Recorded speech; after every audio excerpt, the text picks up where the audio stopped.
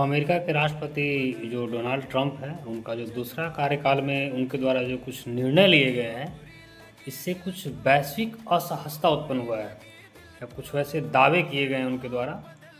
अगर उन दावों या निर्णयों को अगर हम बात करें तो उनमें सबसे पहला है उनके द्वारा लगाया गया जो टैरिफ है। उन्होंने टैरिफ को एक हथियार के रूप में उपयोग किया है। कई देशों पर उसका जो है ऐसा उपयोग किया है जिससे एक तरह से आर्थिक चुनौतियां उत्पन्न कर दी है कई देशों में।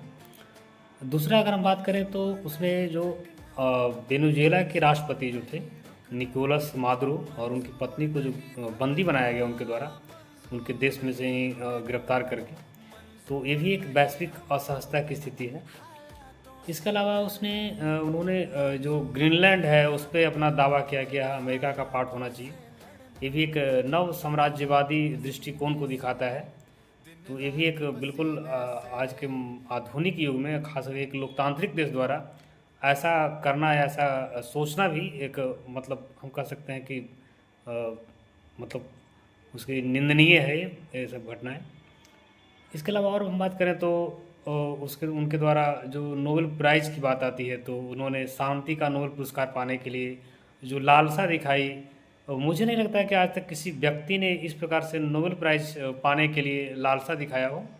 तो ये भी एक असहज स्थिति था।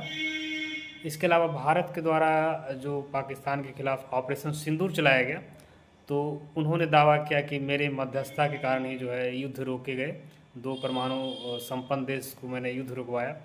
तो जो कि भारत इस दावे को कभी स्वीकार नहीं करता है। तो ये भी एक असहज स्थिति था खासकर भारत के लिए।